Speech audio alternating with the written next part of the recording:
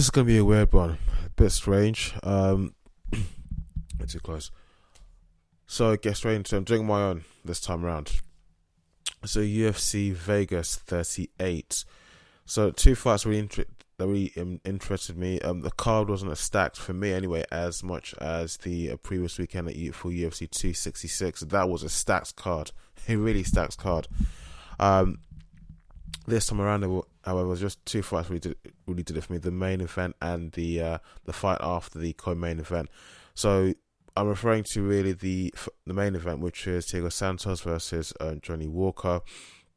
Both guys had really good stand up, especially Thiago Santos. The guy was throwing in some really heavy punches, really heavy blows at times. Some really heavy shots, and then he won by unanimous decision. I'm really impressed because Walker's really tall guy, 6'6". Thiago Santos 6'4". So they're about evenly, in terms of height, evenly matched. Yeah, okay, fine. That's quite an age difference. That's quite an age difference. Santos 37 and Walker is 29. But yeah, I mean, I was really impressed by Santos's performance in the octagon that night, because he fought really well. For someone who's as tall as Walker is, you've got the advantage of being long, and you got the height advantage.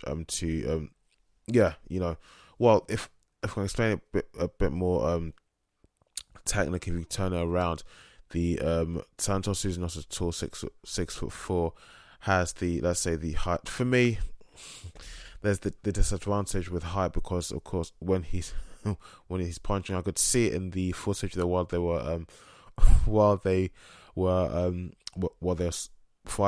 fighting.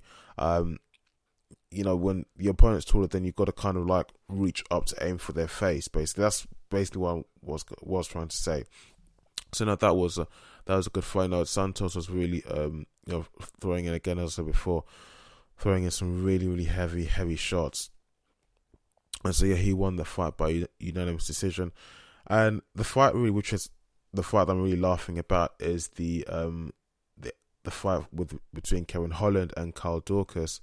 So this fight was going well. Good stand up from both guys.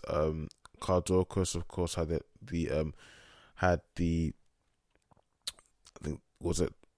I didn't check this guy's height. I think probably the height advantage. He's really long and lanky, so his reach is going to be, of course, quite out there, quite long, quite far reaching. And of course, Kevin Holland was doing what he always does, his trademark thing of always having to talk, of always having to speak while he's fighting. I think there was one video I saw on YouTube, I think the thumbnail was saying that he was even speaking across the DC, saying, "DC, I hear you."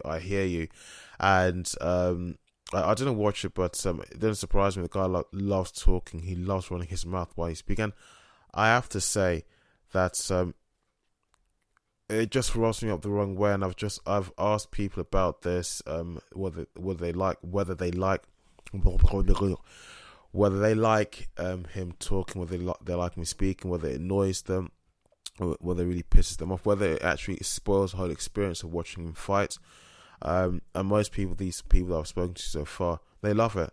Me, on the other hand, it just doesn't really do it for me for the entertainment factor. It's not really. I don't find it fun. I find it quite annoying. You're in there to fight, so fight. So concentrate on doing that. And I could even hear him speaking, the way he's speaking to his past fights. Derek Bronson, the way he's speaking to Daukaus in the cage there. After when they were separated by the referee, I was telling him, Daukaus, yeah, guard up, telling him what to do. For me, it is quite annoying, and just, you're in there to fight, so just concentrate on fighting. Just that's what your mind should be trained on. Your mental energy, mental strength, all of that should be just trained on fighting, competing in that fight, and winning that fight, coming out as the successor. But for some reason, this guy just doesn't do it at all. And I remember in one of his past fights, was it with Derek Bronson, or I can't remember, I think Khabib was watching there, sitting there cage side with Dana White, and I think it was sometime in April or so, or May, earlier this year, and he was consistently talking to Khabib. Khabib was finding it funny, so that's probably someone else who actually does find Kevin Holland's talking entertaining. I think even at the end of that fight, he lost. Fight fans were saying on Twitter, on the comment section on YouTube, wherever they had watched the fight, they were saying on social media, this guy just talks too much, and that's the reason why he loses the fight. He doesn't concentrate on winning the match. And he said again in a reply on the video on Twitter, on Instagram, yeah, this and that, I lost, blah, blah, blah, blah, so and so, this and that, but I'm still going to keep talking, still going to keep running my mouth.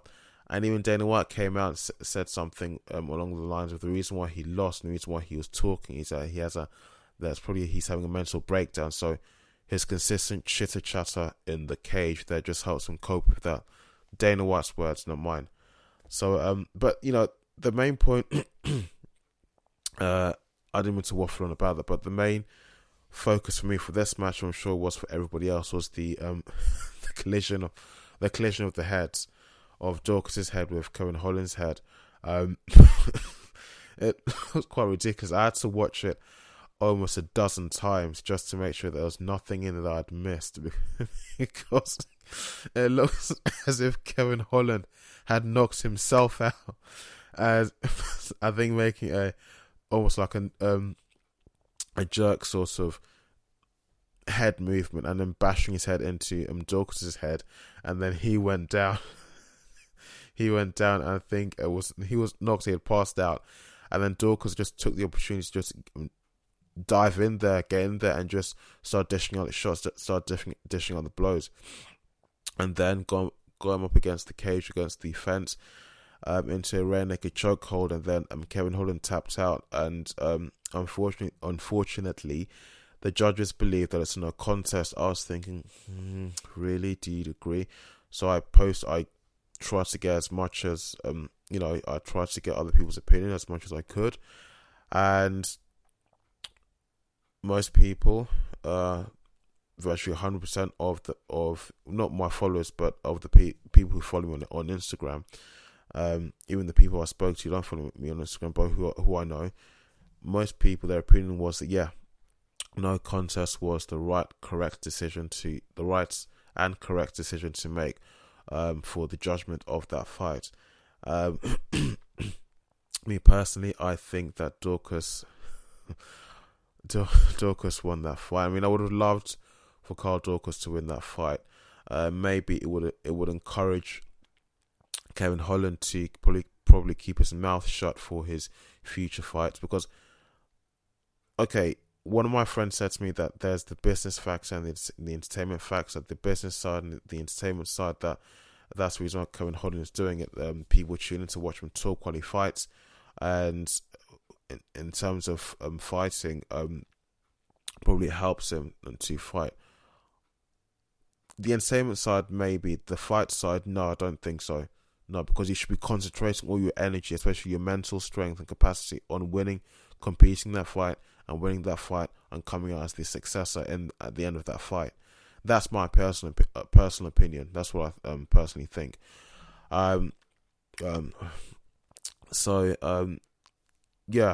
He actually said in a recent video he posted online, he was saying to Daukaus that he, basically in slang terms, that he wants a rematch. As far as I know, I was making this podcast, as far as I can tell, Daukaus hasn't said anything. I'm not sure if the UFC and Dana White will want to do a rematch. So let's see what happens. Personally, I think they might do a rematch. But of course, I would have loved Carl Daukaus to have won that fight. But it is what it is. We just have to wait and see what happens. Throw it back.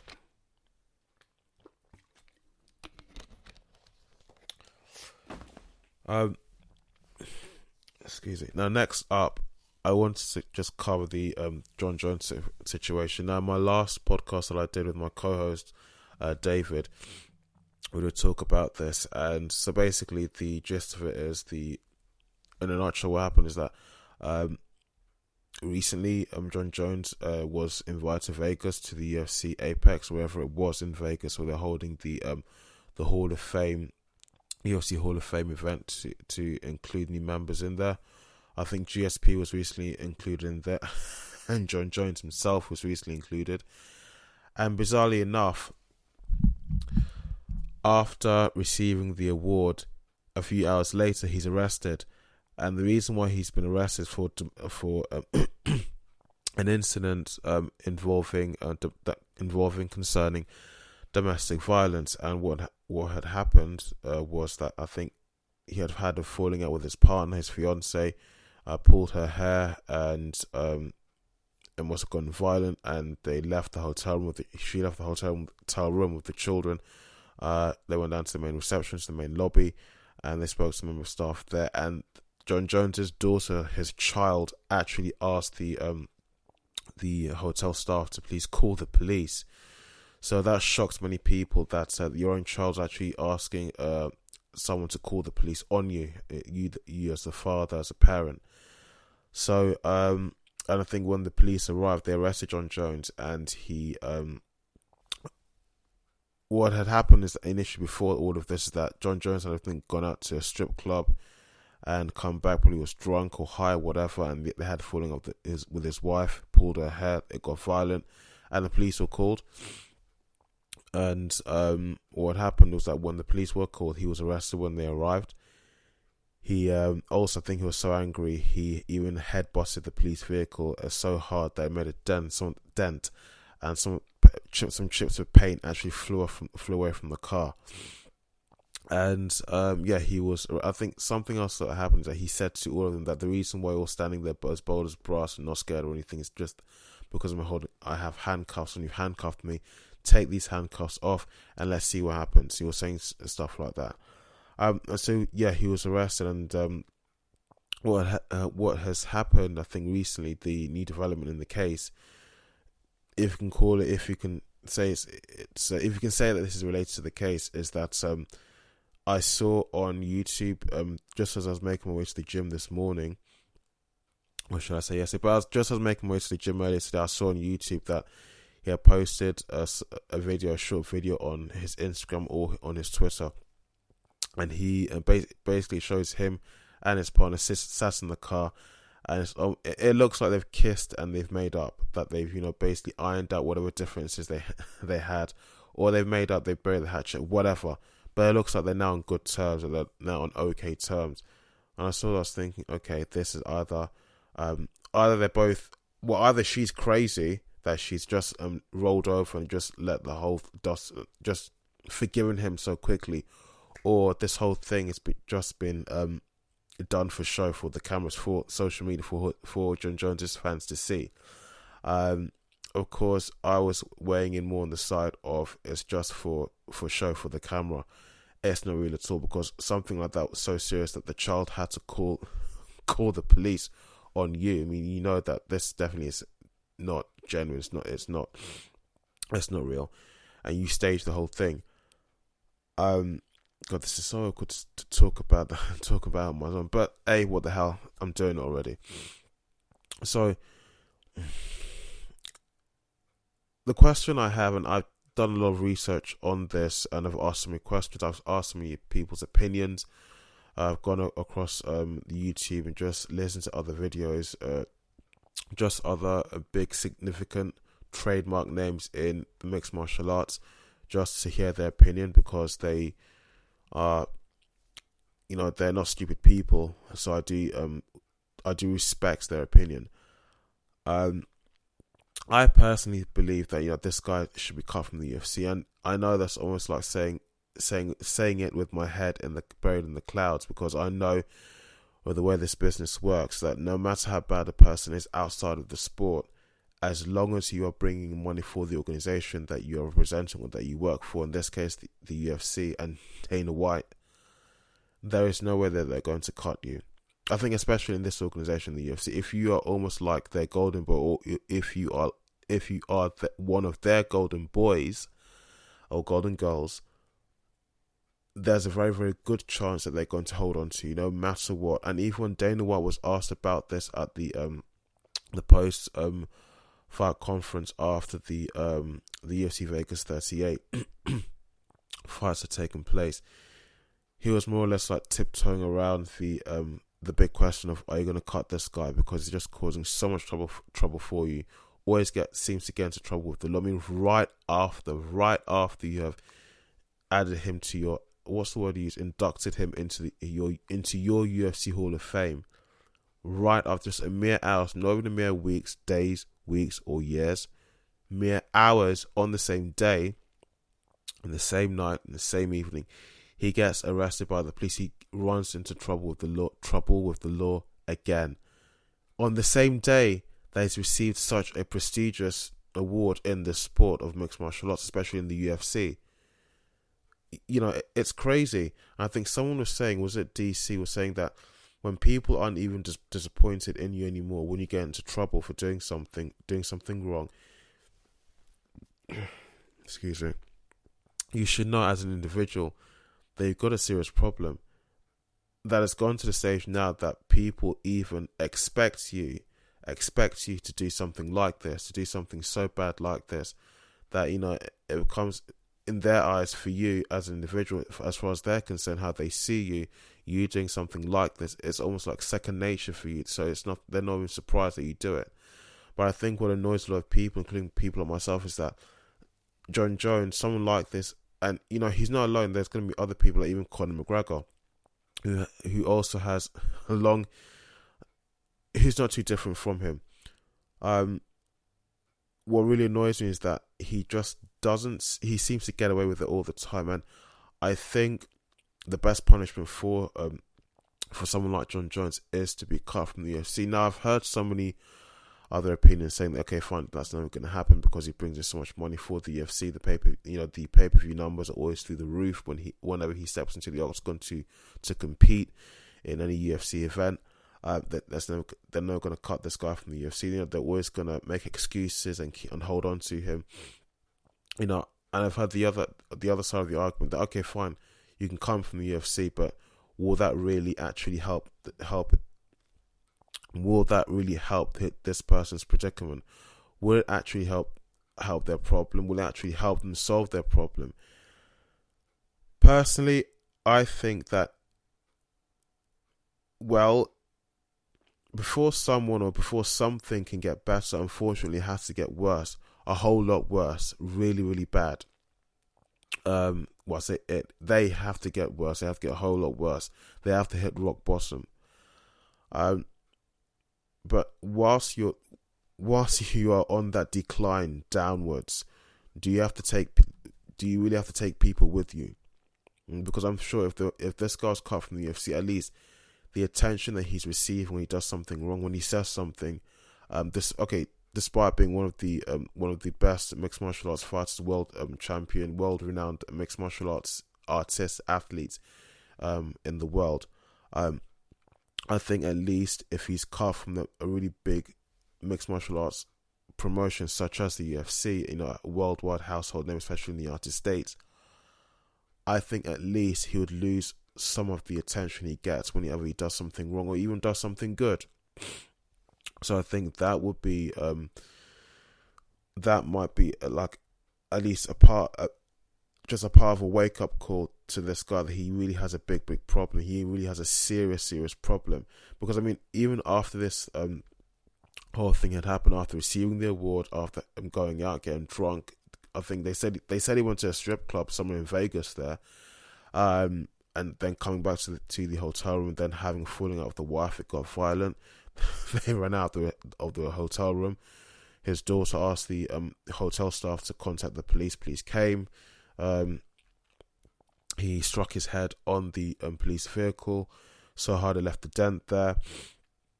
You know, even after everything that happened, you know, the guy didn't even apologize, and I think he made what seems to be to many people, including myself, he made the same excuse again. Not touching alcohol. That everything that got.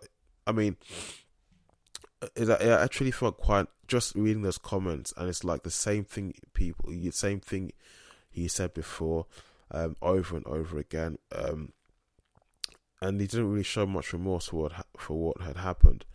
But I think even if he shown any remorse for what had happened, I think by now people actually wouldn't really care, because it's happened so many times now that people are just they're just sick and tired of the same sort of situation happening over and over and over again. I think, this would now be the sixth arrest that this guy's had whilst being in the UFC. I think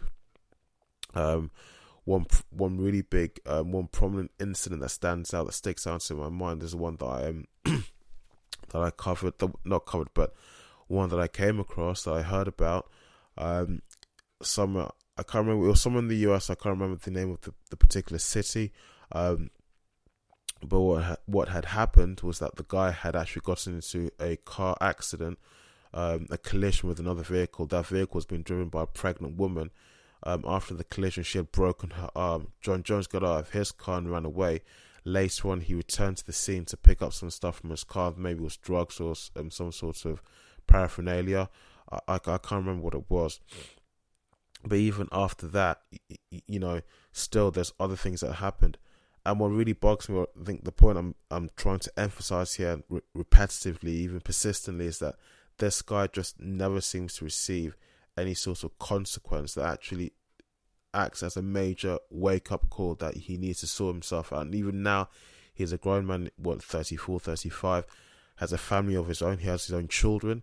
And what sort of example is he setting to his children, or even to any other younger fight fans out there who respect him and adore him because of how well he performs and how well he does his job, how well he fights and competes, So it's really, really, it's, will I say it's a shame? By now it's not a shame, because it's beyond that, because it's almost like the person involved, it's almost as if they'll get in trouble anyway. They'll get in trouble, and it almost seems intentional on their side, because at the back of their mind, they somehow believe that nothing really severe or bad is going to happen to them.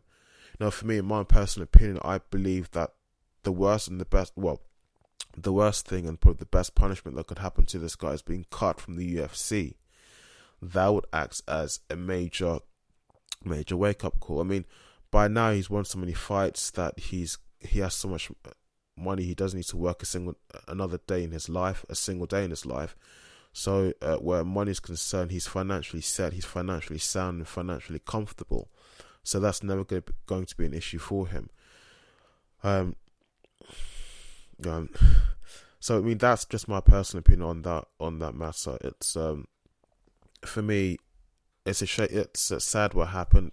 I say sad. I say it's a shame but I don't think it's beyond that now, because it's happened so many times that people are just sick and tired and just fed up of seeing and hearing the same thing again and again, involving the same person again and again. I really hate saying every single time. So the next point I want to talk about is the Tyron Woodley tattoo. Again, that's something I mentioned in my last podcast, but still, is that tattoo real? To get it on the palm, more or less, this is still like not too different to the palm of your hand, because it's still the same sort of skin. But I mean, if it was a proper tattoo, if it was a proper inked up tattoo,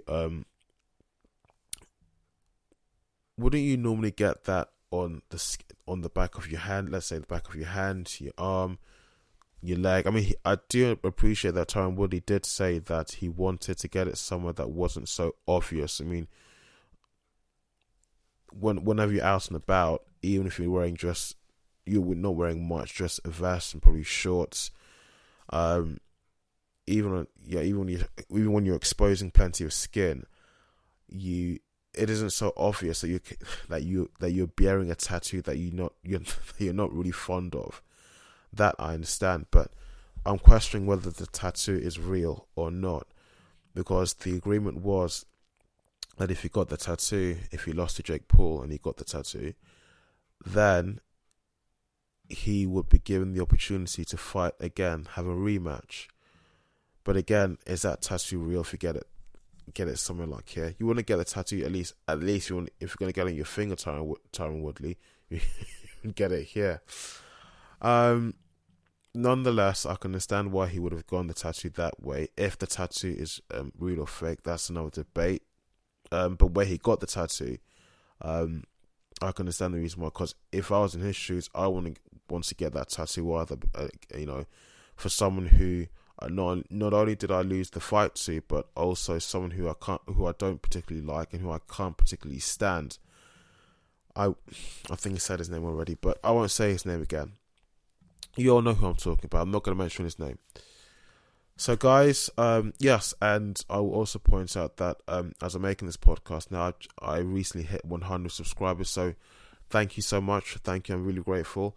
I never thought that I could actually hit 100 subscribers at all because, again, first of all, before I even started a YouTube video and a podcast, I was very self-conscious about how I looked, how I sounded on in the video. So that's the reason why I was so hesitant to start one in the first place. And then the mixed martial arts bit, I felt quite awkward doing it because I thought I wouldn't come across as a proper sports fan. And then there's still the stuff about feeling very self-conscious about my appearance on camera. So, I'm very grateful.